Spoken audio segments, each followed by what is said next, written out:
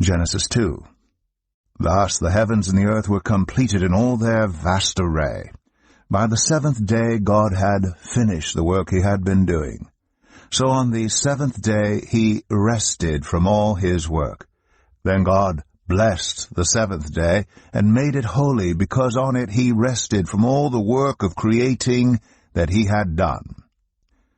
This is the account of the heavens and the earth when they were created, when the Lord God made the earth and the heavens.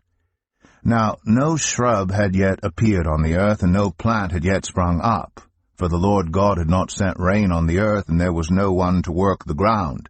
But streams came up from the earth and watered the whole surface of the ground. Then the Lord God formed a man from the dust of the ground, and breathed into his nostrils the breath of life, and the man became a living being. Now the Lord God had planted a garden in the east, in Eden, and there he put the man he had formed. The Lord God made all kinds of trees grow out of the ground, trees that were pleasing to the eye and good for food. In the middle of the garden were the tree of life, and the tree of the knowledge of good and evil. A river, watering the garden, flowed from Eden. From there it was separated into 4 headwaters. The name of the first is the Pishon. It winds through the entire land of Havilah, where there is gold. The gold of that land is good. Aromatic resin and onyx are also there. The name of the second river is the Gihon. It winds through the entire land of Cush. The name of the third river is the Tigris. It runs along the east side of Asher, and the fourth river is the Euphrates.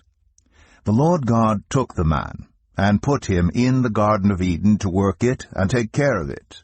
And the Lord God commanded the man, "You are free to eat from any tree in the garden, but you must not eat from the tree of the knowledge of good and evil, for when you eat from it, you will certainly die." The Lord God said, "It is not good for the man to be alone. I will make a helper suitable for him." Now the Lord God had formed out of the ground all the wild animals and all the birds in the sky. He brought them to the man to see what he would name them.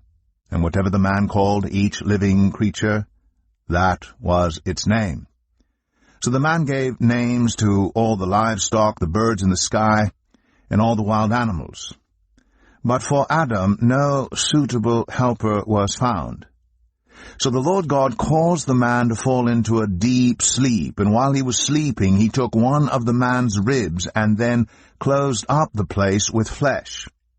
Then the Lord God made a woman from the rib he had taken out of the man, and he brought her to the man.